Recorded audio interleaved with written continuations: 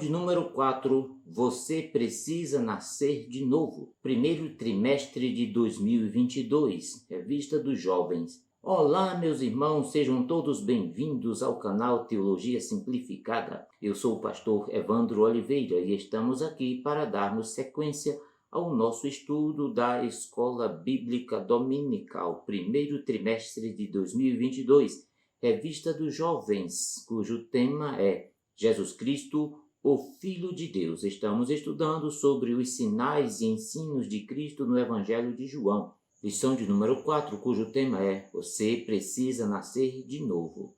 Queremos informar a você que as lições estão agrupadas em playlist para facilitar a sua consulta. A você que nos tem acompanhado, muito bem-vindo a mais uma aula.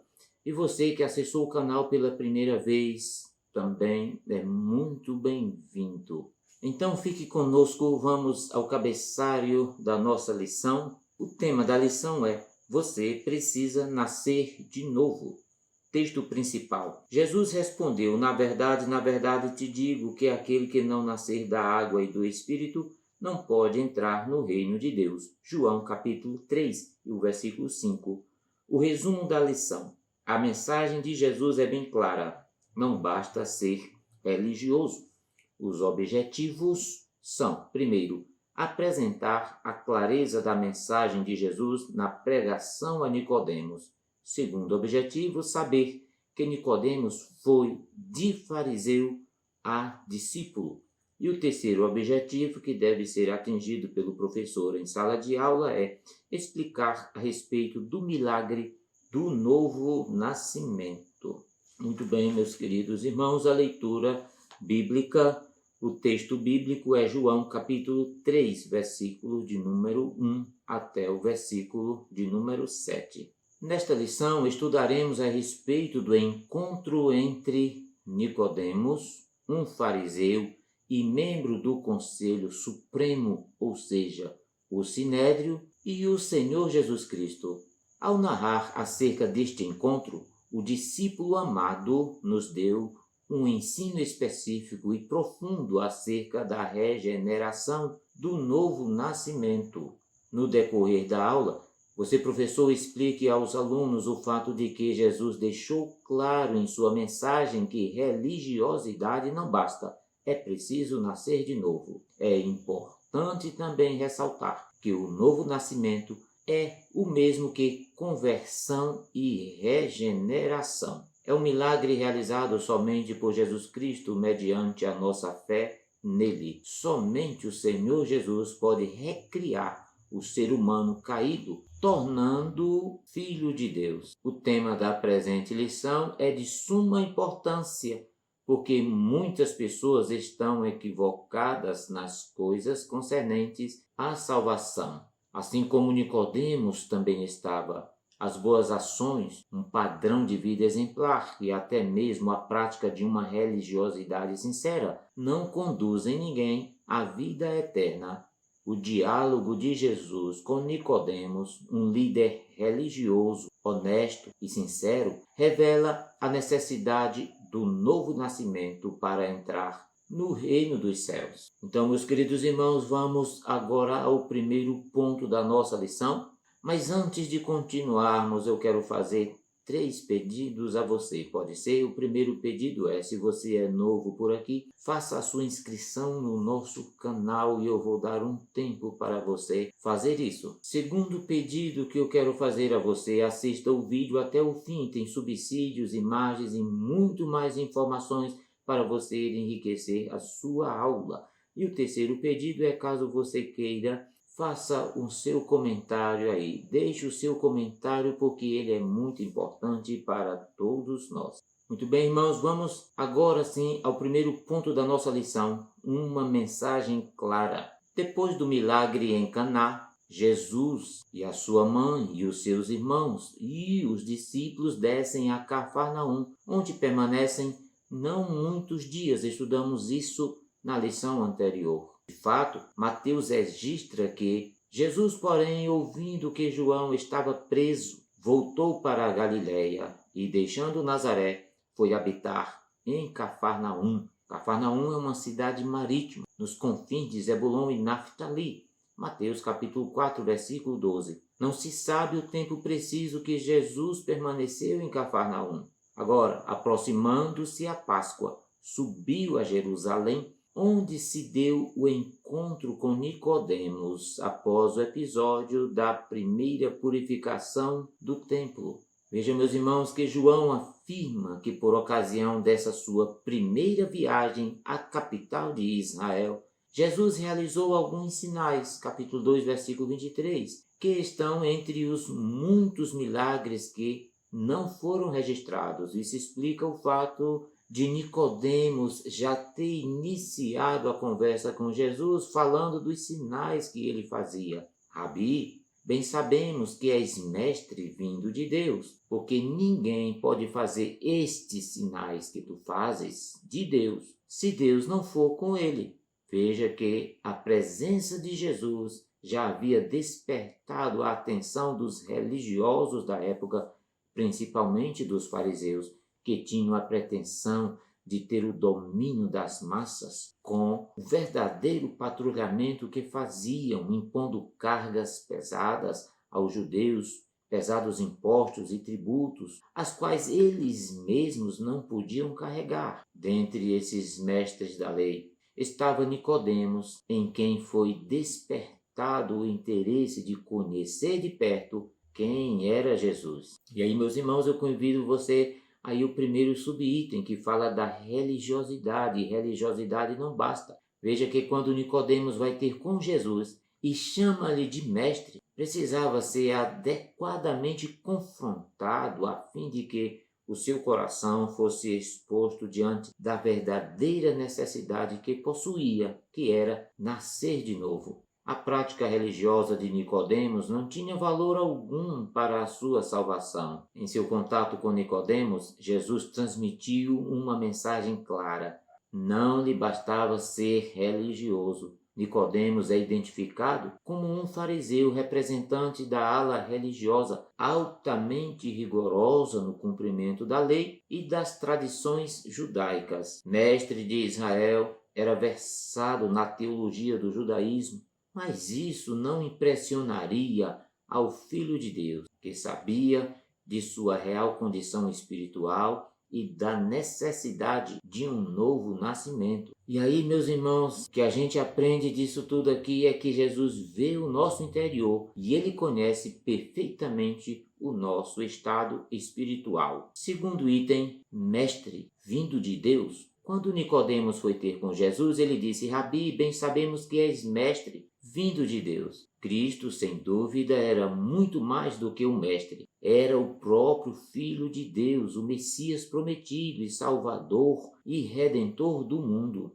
Nicodemos, porém, estava iniciando o caminho da maneira que vocês e eu iniciamos, do modo como qualquer criança, jovem, estudante ou membro começa, reconhecendo e aceitando um mestre impressionante que toca os sentimentos mais profundos do coração. Um reconhecimento, contudo, que não correspondia à verdadeira identidade de Jesus. Nicodemos não poderia sair daquele encontro como se tivesse falado com mais um mestre, com mais um dos muitos mestres de Israel.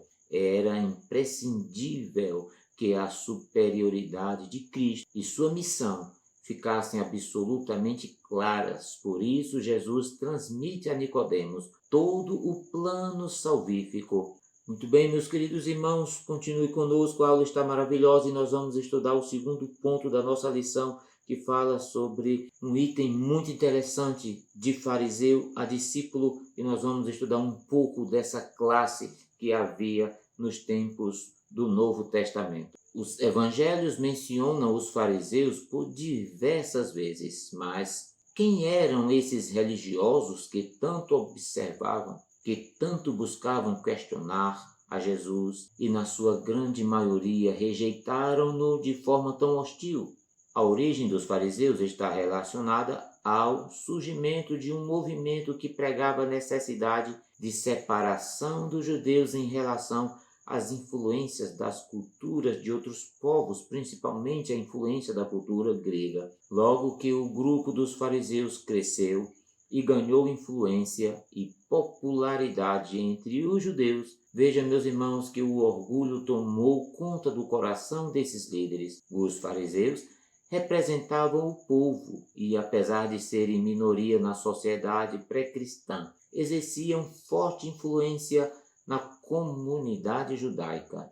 Eram membros do Sinédrio e tornaram-se inimigos implacáveis de Jesus. Veja, meus irmãos, que esse grupo formava uma seita. Você deve lembrar que o apóstolo Paulo declara que o grupo dos fariseus, ao qual Nicodemos pertencia, antes de sua conversão, era a mais severa seita do judaísmo. Portanto, os evangelhos estão repletos de provas do comportamento negativo dos fariseus e de suas hipocrisias, tanto que a palavra fariseu tornou-se um sinônimo de hipócrita e fingido, até nos dias de hoje. Felizmente, irmãos, Nicodemos era diferente deles. A gente pode ver isso no Evangelho de João, capítulo 7, versículos 50 até os 51. Eu quero ler essa referência com você. Nicodemos era um deles. João, capítulo 7, versículos 50 ao 51. E eu quero ler esta referência juntamente com você. Diz-nos assim a palavra do Senhor. Nicodemos, um deles, que antes tinha procurado Jesus, perguntou-lhes: a nossa lei condena alguém sem primeiro ouvi-lo para saber o que ele está fazendo? Primeiro, meus irmãos, ele era o príncipe dos judeus. Quem era Nicodemos? Muito pouco se sabe a respeito dele. Seu nome é grego e significa vencedor do povo. Era fariseu, um príncipe do povo e membro do Sinédrio. No versículo 50 nós lemos isso. Nicodemos viu em Jesus algo que não existe em nenhum dos seres humanos, mas ainda assim parece que não queria ser visto pelo povo conversando com o mestre. Talvez isso justifique o fato de ter ido à noite se encontrar com o Senhor. Nicodemos nunca mais foi o mesmo depois deste encontro com Jesus. Esse diálogo impressiona as pessoas ainda hoje, pois nele está o que consideramos ser o texto áureo da Bíblia. Foi no diálogo de Jesus com Nicodemos que vem aquele texto áureo da Bíblia, João 3,16, porque Deus amou o mundo de tal maneira que deu o seu Filho unigênito, para que todo aquele que nele crê não pereça, mas tenha vida eterna. Agora, irmãos, vamos estudar o subitem, um fariseu evangelizado. Veja as expressões: filho do homem, filho unigênito, unigênito filho de Deus, essas expressões do Evangelho de João. Jesus vale-se desses títulos e expõe a Nicodemos a necessidade de crer nele para ter a vida eterna. Esta mensagem produziu algum efeito no coração de Nicodemos, e isso é demonstrado em João, capítulo 7, 50 ao 51, o texto que nós lemos agora, quando, junto aos fariseus, Nicodemos repreende a conduta deles, que condenavam Jesus sem ouvi-lo. Essa atitude de Nicodemos precisa ser considerada, pois mostra que já havia nele certo grau de fé em Jesus, ao ponto de defendê-lo. Olha isso, irmãos, a ponto de defendê-lo diante dos furiosos fariseus e sujeitar-se a ser censurado por eles. Agora, irmãos, veja que interessante o terceiro item, agora Nicodemos no grupo dos discípulos. No segundo momento em que Nicodemos aparece, ele está ainda entre os fariseus. João capítulo 7, versículo 47 até o 52. Diz assim a palavra do Senhor: será que vocês também foram enganados? Perguntaram os fariseus. Por acaso alguém das autoridades ou dos fariseus creu nele? Não. Mas essa ralé que nada entende da lei é maldita. Nicodemos, um deles, que antes tinha procurado Jesus, perguntou-lhes: a nossa lei condena alguém sem primeiro ouvi-lo para saber o que ele está fazendo? Eles responderam: você também é da Galileia. Verifique e descobrirá que da Galileia não surge profeta. Então cada um foi para a sua casa.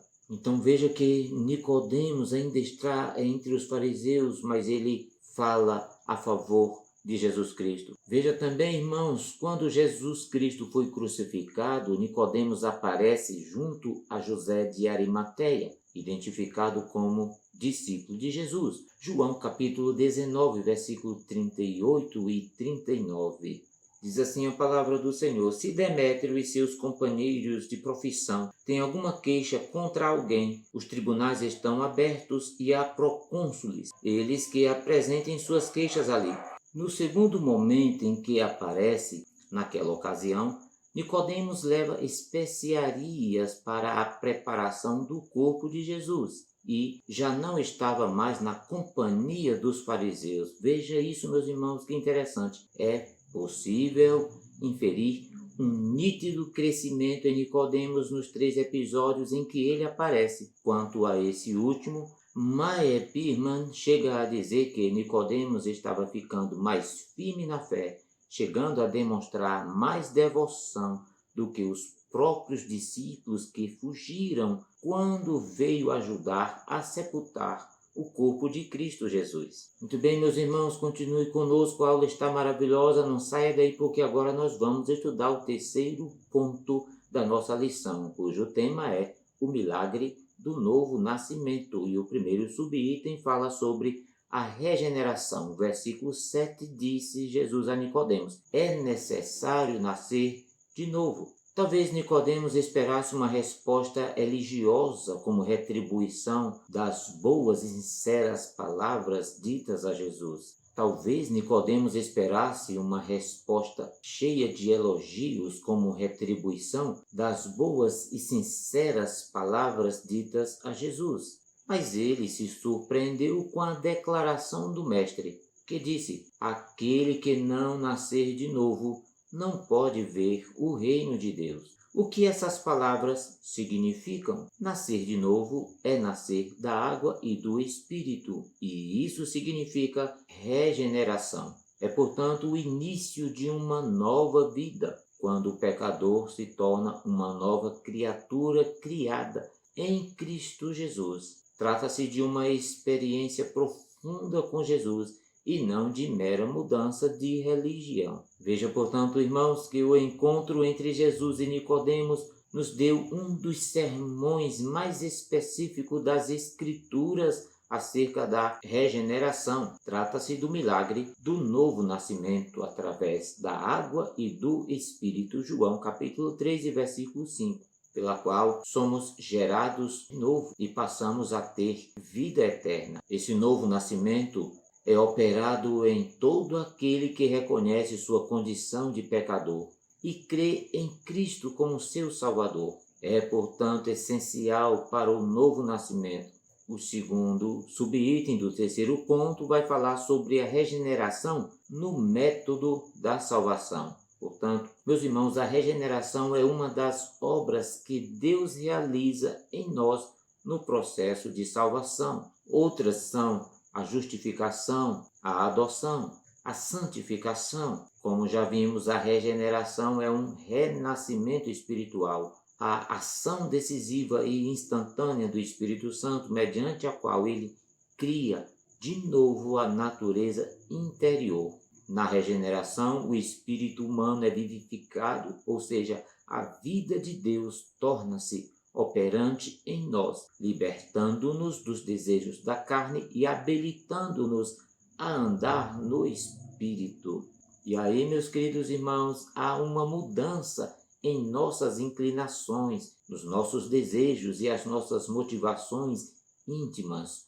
O Espírito opera em nós uma obra sobrenatural de transformação que atinge 3 aspectos da natureza humana: o pensamento, o sentimento e a vontade. Há ainda hoje muitas pessoas religiosas e sinceras, como Nicodemos, e pessoas bem intencionadas, mas elas precisam nascer de novo da água e do Espírito para herdarem o reino de Deus. E aí, meus queridos irmãos, é nossa tarefa como cristãos e comunicadores do Evangelho falar sobre a necessidade do novo nascimento a toda a criatura.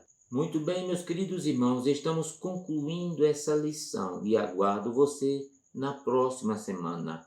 Não deixe de ativar o sininho de notificações e comentar. Sua participação no nosso canal é muito importante. Deus te abençoe sempre.